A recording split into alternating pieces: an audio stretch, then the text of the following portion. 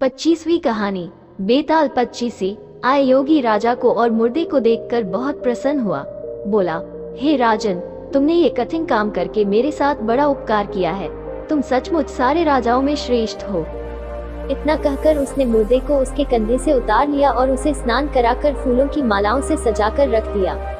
फिर मंत्र बल से बेताल का आवाहन करके उसकी पूजा की। पूजा के बाद उसने राजा से कहा, हे राजन, तुम शीश झुकाकर इसे प्रणाम करो। राजा को बेताल की बात याद आ गई। उसने कहा, मैं राजा हूँ, मैंने कभी किसी को सिर नहीं झुकाया।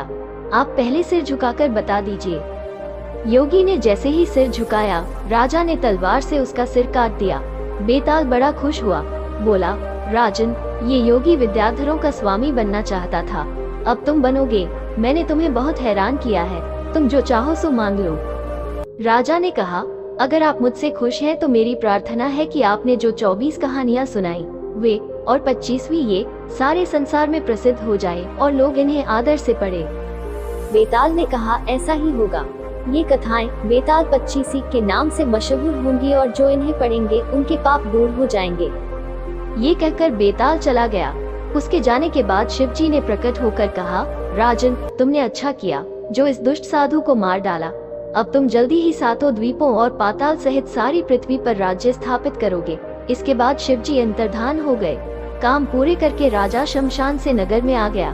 कुछ ही दिनों में वो सारी पृथ्वी का राजा बन गया और बहुत समय तक आनंद से राज्य करते हुए अंत में भगवान में समा गया।